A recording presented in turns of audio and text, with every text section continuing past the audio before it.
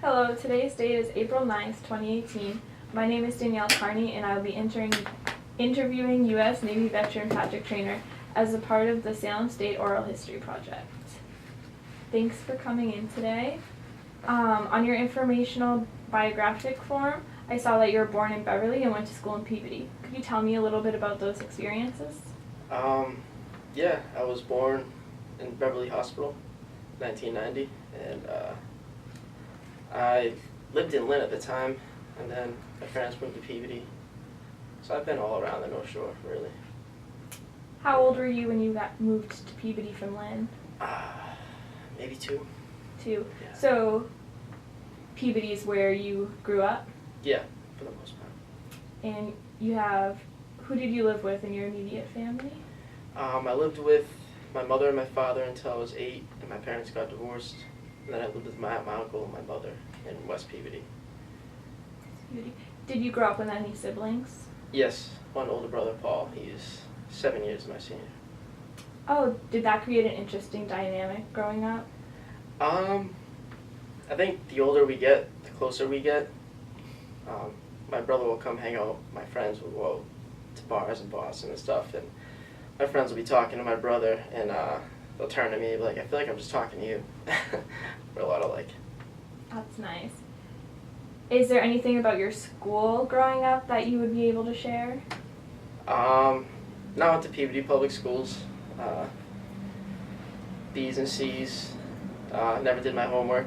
I was always told I was very intelligent, but never tried hard enough. But now I'm trying. I'm in college. Did it upset you when people would talk to you like that, or were you just like, that's true? Yeah, I'm always I'm pretty laid back. I mean, people can say what they want about me. I know who I am. You had family members in the services, didn't you? Yes. My father's oldest brother, my Uncle Paul, died in Vietnam when he was 18. And my Uncle Al joined to try to avenge his oldest brother's death, but I think my grandfather made a call to the congressman and made sure he didn't see any combat. He was the military police, the Marines. And my grandfather was in the Air Force, and my other grandfather was in the Army. So yeah. Did their service have any impact on you when you were growing up? I'd say my Uncle Al's, because he still always talks about the Marines and the military, and I hear every story he has twice every time I see him. When you were younger, did you look up to him? Did you enjoy hearing his stories about being in the military? I would say every young man growing up looks up to soldiers one way or another. As a child, did you consider joining the military? Yeah, I mean, I always liked guns. Growing up, I had a lot of Nerf guns, whatnot. But yeah, I could say I always had in my head that, I loved my country and I wanted to serve. Maybe as tradition, maybe as sense of duty, whatnot. But yeah, I always had in my head I wanted to serve. Nice. So what year did you graduate? 2009. 2009. And after graduation, did you attend college or did you go into the workforce? I went to the workforce. I actually went and saw an Army recruiter, but my mother was going through her second divorce at the time, and she was having a rough time, so I didn't sign any papers, and I felt like she needed me, so I didn't enlist yet. I waited. I tried a couple of jobs. They didn't really work out because my heart wasn't really in it. I was an electrician apprentice and a machinist for a few years. And then I got laid off from machining, and I enlisted. My mother was fine at that point. It had been a few years. So when did you make the final choice? Do you remember to join the military? I think it was when I got laid off from, I had left a machining job for another one that paid more money, but then they lost a contract and I got laid off. And I had been laid off from electrical too. I was just tired of getting laid off, and I was like, well, now's as good a time as any to enlist. So I went to my Navy recruiter, talked to them, and yeah. You said earlier that you originally went to an Army recruiter. Why did you go to a Navy recruiter the second time around? Honestly, because the physical requirements were the least. I have a few ailments the Navy doesn't know about. I had asthma, I had allergies that I lied about and hid and got away with. Not everyone does, but you just gotta be smart about it. And I had asthma, but I played lacrosse in high school. I could run for days. You can train past anything. It's a good mentality to have. So would you say it was an easy choice for you to make? Yes. I wasn't, and when I went to boot camp, there's no way I was going to be sent home. I wasn't going to quit or fail. You attended boot camp at the Naval Station Great Lakes in Illinois, correct? Yes. Did you have expectations of what it would be like before you started boot camp? Yeah, I did. Everyone watches, Full Metal Jacket and Jarhead, and those are Marine boot camps, but they expect to be something like it. And I went to Navy boot camp, and I trained for it because, I had ailments and I was in tremendous shape, actually. And I get there, and we run a little bit, we drill a little bit, but we fold towels and make sure we put our uniforms on correctly, quite a lot more than I thought we would. It's all about, they teach basic hygiene stuff, because all walks of life go into the military, and some of them don't have, what you and I would see as basic skills of, just, basic hygiene and whatnot. They teach you everything. They truly do break you down and build you back up again. And you attended boot camp in the summer, correct? Yes. Do you think that had any impact on your experience at boot camp? Absolutely. Michigan's very cold in the winter, so I listened to my recruiter when he said you want to go in the summer, and I agreed. Because when you go in the winter, it snows, and you get extra detail like watches and whatnot to go shovel, and of course everyone gets sick in the winter, and it's very close quarters, and everyone gets sick in boot camp anyways, so I figured summer would be better to go. Did you know anyone who had gone to boot camp in the winter? Yeah, I knew a few people. And would they agree that you should go in the summer? Yes, I'd say so. Is there anyone you attended boot camp with that you're still in contact with? Yeah, I had a friend, Nick, who was like a week or two ahead of me. He had left before me. I went to high school with him. And so we would go to church on Sundays. I'm not religious, but it was just nice to go someplace you didn't get yelled at. And I would see him there, and he would tell me what's coming up the next week, because everyone's on the same schedule. Just they start at different times. So Nick gave you a little bit of an insider scoop on the situation? Yep. That's nice. So going to church was a bit of a absence from boot camp? Yeah, you can call it a return to normalcy, maybe, for everyone. I think whether you're religious or not, when you go to boot camp, there's people who are very religious there and people who aren't, and you tend to, you think about God more, I'd say, in boot camp than you do in, normal civilian life, even after boot camp. And were you able to keep in contact with your family while you were in boot camp? Only through letters. I hear now they're letting them send emails home every night and giving them iPads and whatnot. Do you think if you were allowed an iPad and email, your boot camp experience would have been as meaningful to you? No. It would have been a lot easier because, being away from family that long. Everyone goes away, with a friend's family vacation or something, but no one's away from everyone they love for, 2 months or so. That's a first, and that's tough for everyone, no matter where you're from. Do you think not being able to be in touch with your family helped strengthen your bonds with fellow recruits at boot camp? Yeah, absolutely. There's a method to the madness there. So, did you find that boot camp prepared you for your time in the service? Yes. I think, to tell you the basics of, being enlisted in the Navy or military or whatnot, and taught you to socialize, honestly. I was very shy before I went to boot camp. Obviously, I'm not very shy now.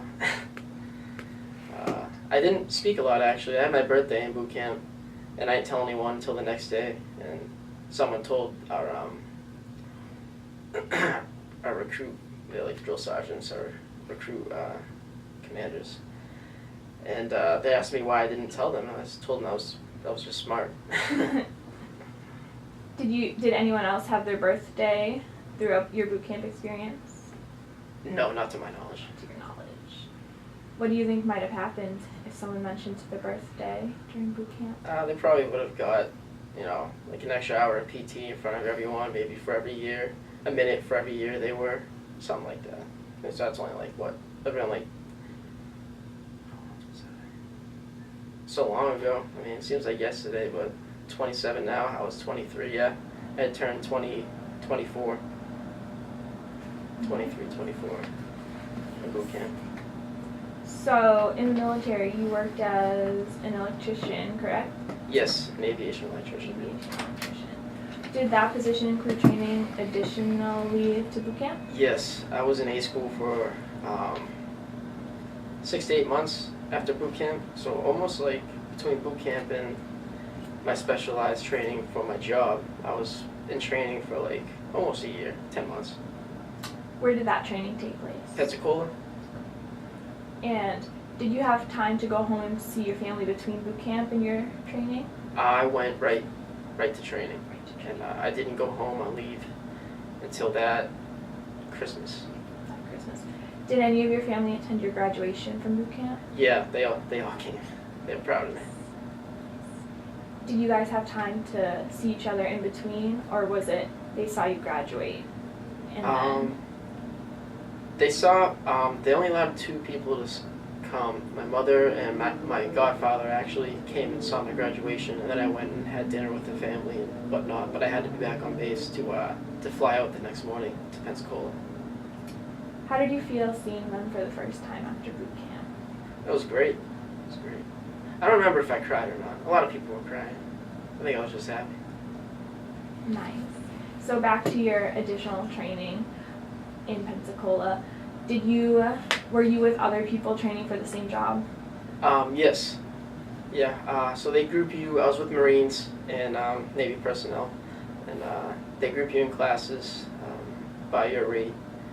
So all of us got the same rate, and they would put us in the same classes.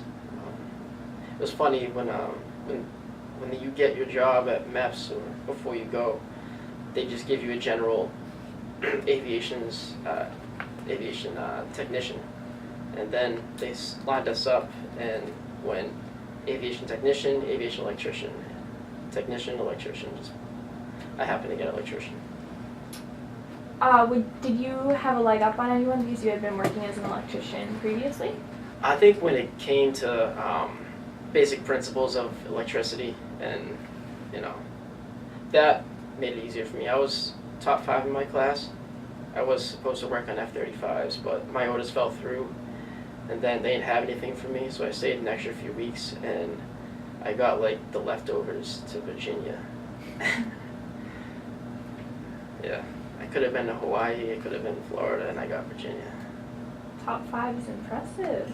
Did they put rankings out, or did Yes, I mean, after each test, they would change or stay the same. Were those rankings used as a tool to Motivate people? motivate Yes. people?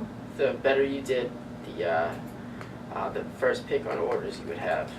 So if you wanted to go somewhere nice, or if you didn't care where you wanted to go, then it doesn't really matter how well you did in class. You just had to pass. It was difficult, honestly. So far, a lot more difficult than anything I've done in Salem State. Did you feel a different sort of motivation when you were in this schooling opposed to when you were in high school? Yeah. If I failed and didn't take it seriously, then I would lose my job, and they would make me a cook or a boatswain mate, and I would hate my life. So That's good. So that was motivation. that's good. So you were deployed twice, right? Yes. Once on the USS George Washington in South America, then on the USS Carl Vinson, South China Sea, right? Mm-hmm. Could you share how you found out you were being deployed the first time? Uh, yeah, I was at my squadron, VFA 34, the Blue Blasters. And yeah, everyone talks about it. The schedule's set like years in advance, and sometimes it changes. But yeah, we were just scheduled to go out on a maritime deployment. It wasn't combat.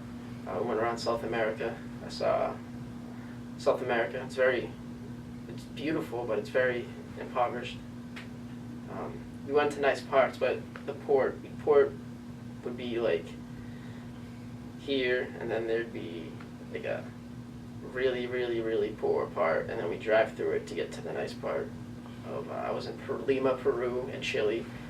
The oceans are very polluted, just plastic, and every port I was in South America, you could not go in the water. They told us not to because there was raw sewage in the water. How did your family and friends react to you being deployed for the first time? They're a little worried, but it was I'm on a ship. I'm not getting shot at. I mean, I'm working on a flight deck. I was a troubleshooter and a slot checker, found checker. So I would check the jet over for any safety hazards or things that would be wrong with the jet that would make it unable to fly, and I would down it. But I mean, as long as you have common sense and know where to be and when to be there on a flight deck, you're pretty safe. Did you have a good working relationship with your fellow men on the ship? Yeah, the Navy isn't all good, but I could say the best part about it is the people you meet. Do you still speak with people from your first deployment?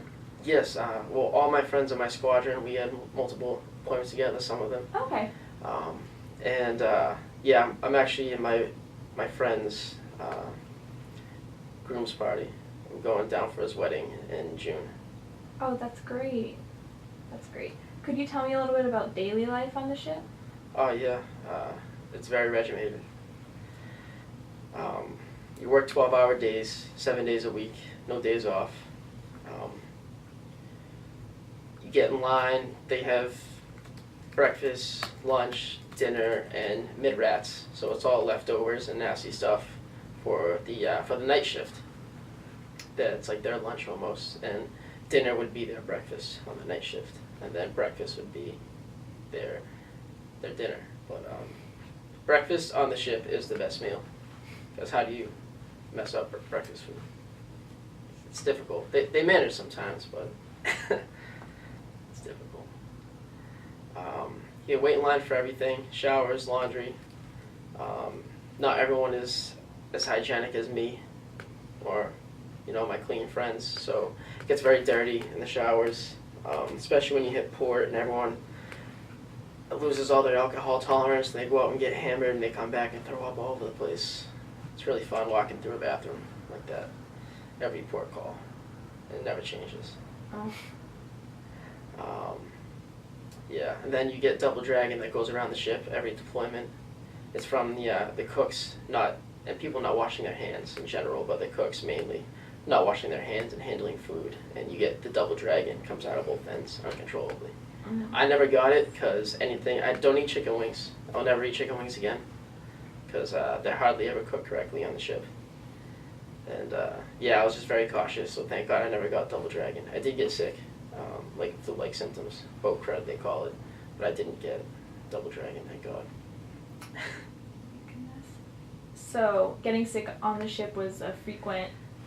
Yeah, it's a part of life. You work sick. I mean, when double dragon goes around the ship, you're up on the flight deck, dehydrated, but you got to do your job. I mean, there's people working and like leaning over the ship and throwing up and still working. It's probably not safe, but there's a limited amount of manpower out there, and if everyone's sick, people got to do their job. The jet's got to fly. Were you assigned day or night shift for your whole deployment, or? Oh, it changes. It changes. Yeah, and they usually try to give you a day to transition, but that's all you get is a day from being up 12 hours of one half of the day to having to be up for the other half. It's difficult, but you get used to it. How would you describe being changed from day shift to night shift or night shift to day shift? I don't know, I'm used to it. I mean, maybe it was hard the first time, but you just get used to not doing a lot on limited sleep. I mean, I would work 12 hours, then I would go to the gym and work out for 2 hours, and then go to bed. But yeah. Was there anything that you guys would do for fun on the ship? Work out. Everyone has movies. We all bring our hard drives, and everyone shares movies. So yeah, I've got like a 4 terabyte hard drive full of movies. And was your second deployment similar to your first? It's a little different. It was in the South China Sea, and it was during when we were in pretty high tension with North Korea. I was supposed to go to Australia, but Kim Jong-un fired his second missile over Japan, and we got diverted. We just didn't pull into Australia. We actually went around it and went back up towards North Korea to apply pressure and presence in that area. So would you consider your second deployment more stressful? Yes and no, because I knew I was getting off earlier. I was getting out of the Navy. They tell you not to tell anyone that you plan on getting out, because they'll start screwing you over and not giving you promotions, and because why are they going to help you out and help you move along if you're just going to get out anyways? They give it to people who are career people.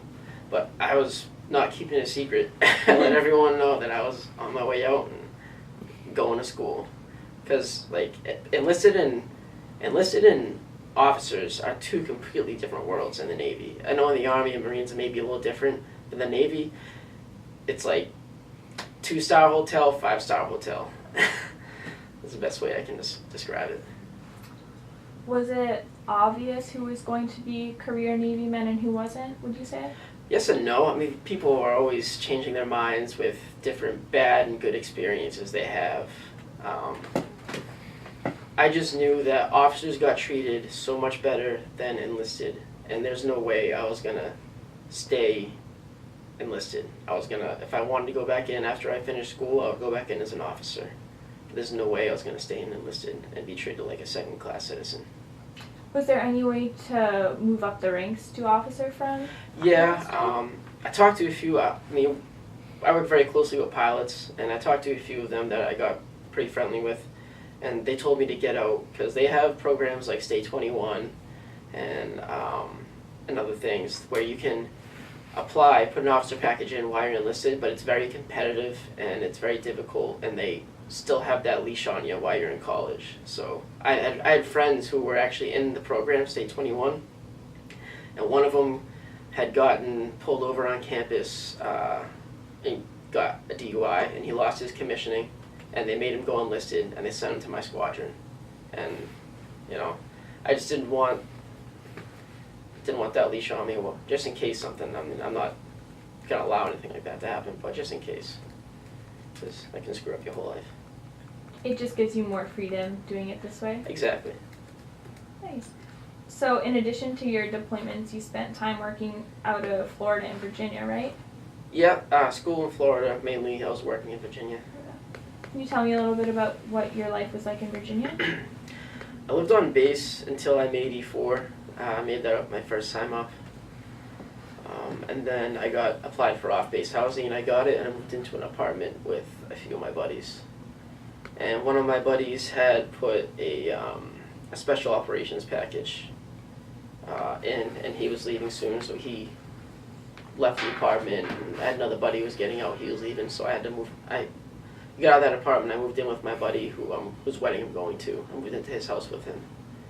And yeah, I lived there ever since. Nice. Nice. Do you like living off base better than on base? Absolutely. You get more money. Oh. And we split rent. They're trying to stop that loophole, by the way, which is like the only way any of us enlisted people made money was by getting a place together, sharing the rent, and pocketing what was left over.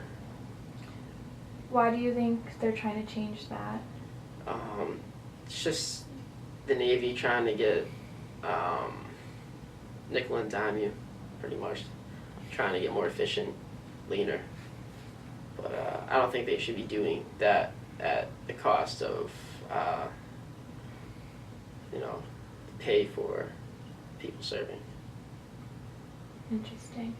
So, changing gears a little bit, you would have been about 11 during the 9/11 attacks. Do you remember anything about that day? Yeah, I was in a social studies class in 5th grade. Mr. Blouse was a teacher, and a few teachers came in, and they whispered amongst themselves, and a few of them started crying, and then the principal came on the loudspeaker and said, some parents are coming to pick some of you children up, some of you aren't gonna have parents pick you up, but we're not gonna tell you what happened. Something happened in New York today, and your parents will talk to you about it when you get home. That's it. I didn't know anything till I got home. So the school didn't share what had happened? No. Did you stay the rest of the day, or were you picked up? Yeah, my parents worked. Even when I was sick, they told me to go to school, and if I couldn't hack it, then call them, but they had to work. That sounds fair. So when you got home and you found out what had happened, what did you think? I mean, I was so young. I mean, children, I don't think, have a full grasp or concept of life and death and exactly the significance of the 9/11 attacks on the United States. But as I grew and learned and matured, I think I became aware of the significance of 9/11 attacks pretty quickly. Yeah. So what did you think about our country's involvement in Afghanistan and Iraq? I believe the war on terror was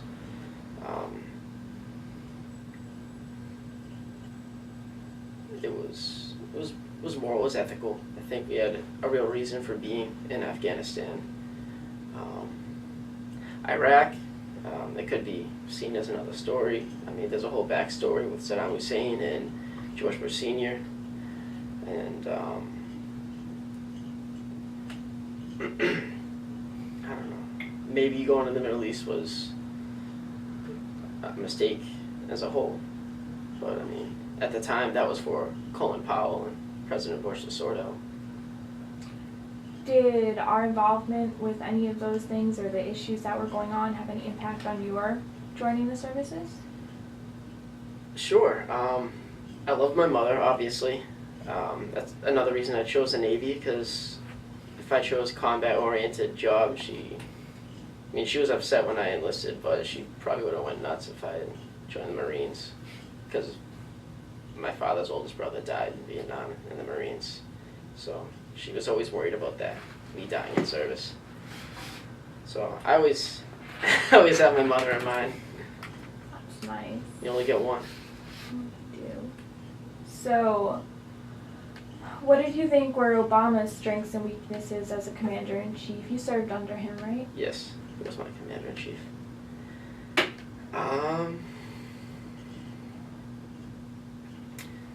When Obama was elected to office, I voted for John McCain when he ran the first time and the second, I think. But every United States president who comes into office, I never wish ill on them or hope they do bad. I hope they do the best they can do. I mean, the leader of the United States, what's good for them is good for this country. I mean, no president, no person is perfect.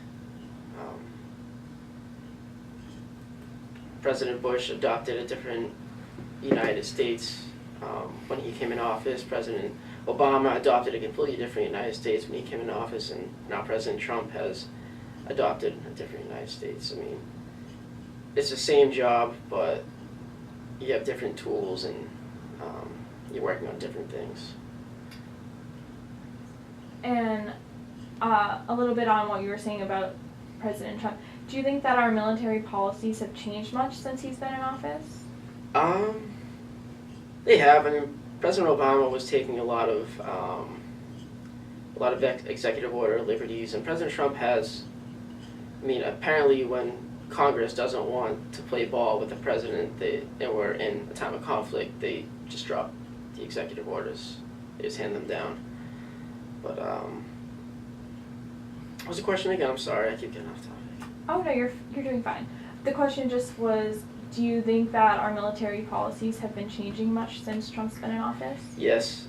When I was on my last deployment, we got briefed on how I had put in to try to get LASIK, but I was put on a list and I was getting out, so they wouldn't let me get it.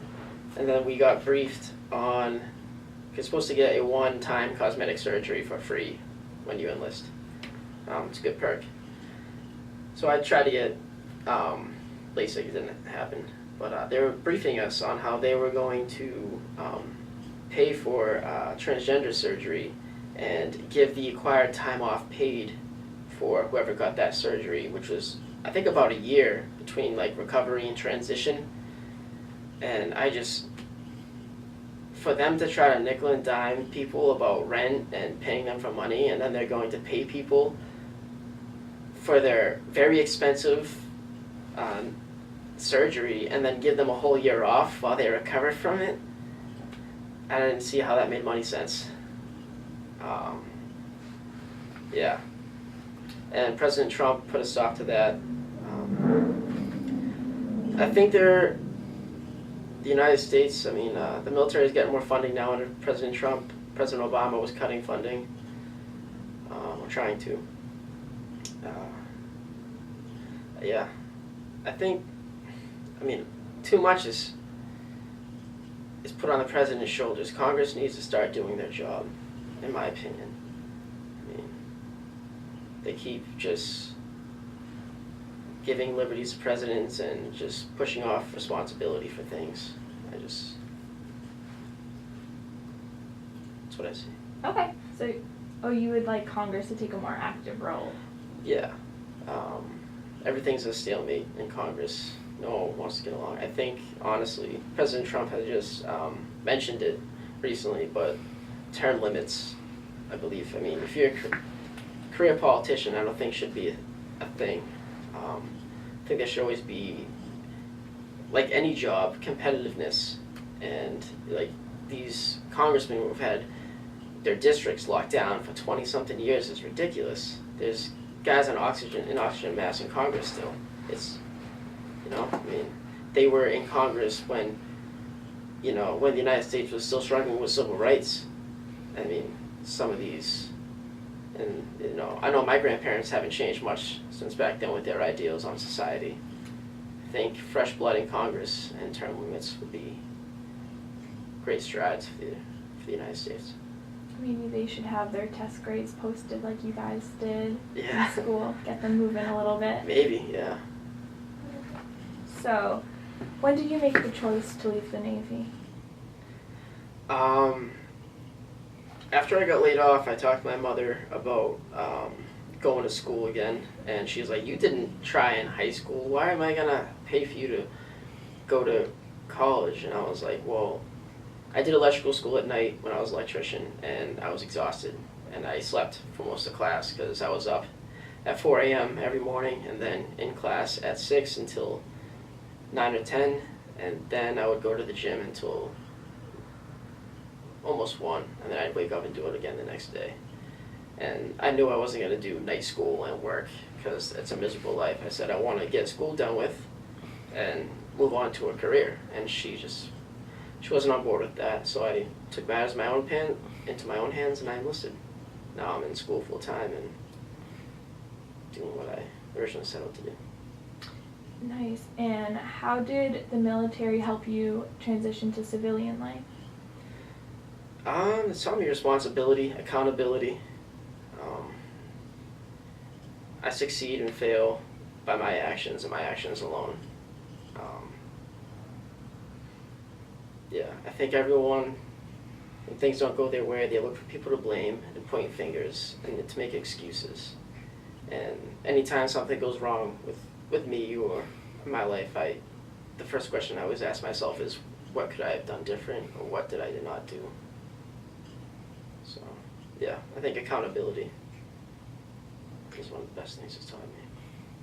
And when you were transitioning from military to civilian life, were there any people in your life who helped you with making the move back home?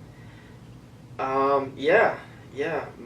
I had to drive home from Virginia with my stuff. I had acquired a bed and actually got a Jack Daniel's whiskey barrel from my friend. I'm gonna build a bar around when I buy a house. But I had a bunch of stuff to move back, and my mother's boyfriend, who was in the Army, came and he drove the U-Haul, and I drove my '78 Monte Carlo all the way back from Virginia. So when you moved back to this area, did you move into your own apartment or back with your mom? I moved with my uncle and my aunt. I moved back for most of my time in Peabody growing up, the majority of it.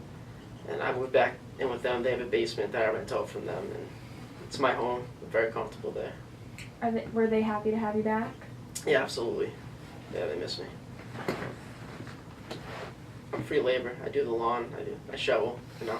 Oh, great. That goes a little bit with my next question, which is, on your biographical information form, you indicated that you enjoy weightlifting, fishing, golfing, and the sport of shooting. Did participating in any of those activities when you were moving back home help you with your transition back to civilian life?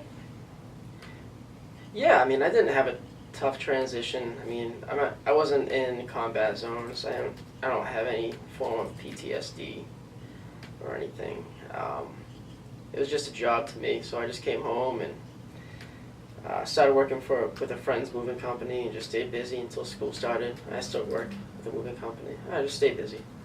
So did you take time off before starting at Salem State, or did you go? No, I went right away as soon as I could for the fall semester. I came back in June and I started that fall. Nice. Do you feel connected on the Salem State campus? Yeah, I think the learning community is great. I mean, I've made some really great friends within the mandatory classes they have us all take together. I feel like we all have different experiences, you know, different jobs in the military, different branches, but there's just something about, I don't know, the things we did have in common with our time in service that just bring us close together. On the Salem State campus, where would you say you're most comfortable? In those classes. In those classes. Yes.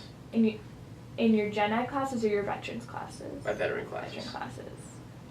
What about those classes makes you most comfortable that other classes maybe don't? Well, I know them all from the first semester I had. They kept us together.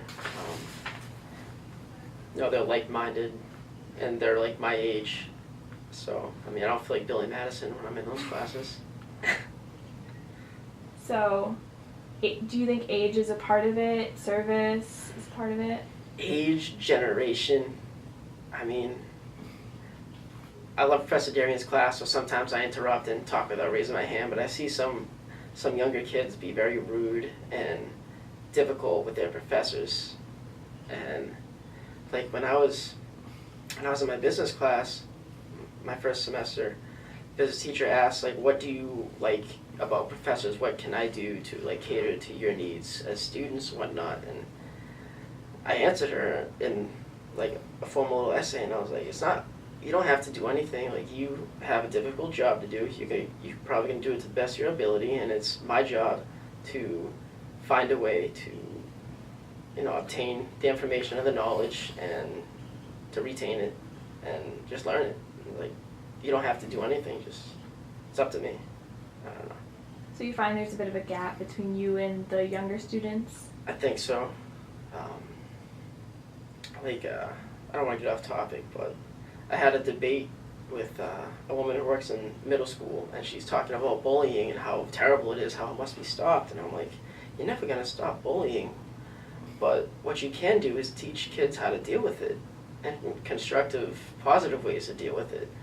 Because if you just shelter them and shut out all the bad things when they're younger, when they grow up, those things aren't going away. They're not going to know how to deal with them. And I think learning to deal with adversity at a young age is a vital part of growing up. And I think it's being robbed of this generation by overprotective mothers and fathers. So you wrote that you want to become a pilot in the future.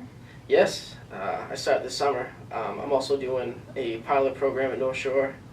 I can do a lot of the classes except for the ground school and actual flight instruction classes here at Salem State, and they'll transfer over, so I'm just doing the classes I have to at North Shore, and hopefully I'll have a pilot certificate and a finance degree when I'm done. What made you want to become a pilot? I worked on jets. I've done everything but fly them. I've turned the engines on. I've checked all my flight surfaces. I've installed, checked radars, everything. I've done everything but fly them, and every time I saw a pilot get in the cockpit, I wanted to be him. I didn't want to be the lowly peon fixing whatever he broke when he came back. And what kind of work would you want to do as a pilot? Commercial or private jets. I think it'd be cool to be a private jet pilot, you know, flying around aristocrats and celebrities and high society people. Would you ever consider working as a pilot for the military? No, I'll never go back. Never go back. My girlfriend's trying to go into the nurse corps, and every time she talks about it, she's like, I feel like you're trying to like talk me out of it. Like, no, I'll never stop you from doing something you want to do, but I was trying to get you ready for the shit show that is the United States Navy. Do you think it would be interesting to be on the other side of the fence in that situation? Not the one in service, but the one watching a loved one? Yeah, it is different, you know, but I would never stop a loved one from following their dreams and doing what they want to do, because that's exactly what I've done up to this point in my life. I'm just chasing my dreams. I mean, if I can't do it one way, I find another. That's a great motto. In addition to becoming a pilot, is there anything else you hope to accomplish in the future? Educational, personal, work-wise? I want to get into investing. I mean, with a finance degree. I mean, I read a lot of investment and entrepreneurial books when I was in. Flying, I think, would be my passion, and pensions are disappearing with companies and these days, so I think I'm going to have to create my own financial stability when I'm unable to work anymore, so I'm always preparing for the future and looking ahead. Nice. So have you been seeing people working as pilots not having pensions? I just know they're disappearing, and eventually everyone's just going to be having regular old 401ks. So I just want to prepare for the future. My good friend I worked with, I was a Golfer's Warehouse salesman too at one point in my life. They still love me there, so if you have any clubs, hit me up. Yeah, sorry my Golfer's Warehouse pitch. All good. So to conclude, I was just wondering, why did you decide to participate in this project, and what do you want people to get out of it? I don't know. I mean, Professor Darian mentioned it, and I'm always looking to help out a friend. So an hour of my time would help him with. I think it's something good and necessary that he's doing with this program. So yeah, I mean, I see a friend in need, and I always lend a helping hand. It's just how I am. Nice. Well, thank you so much for participating. We really appreciate it. All right, thank you.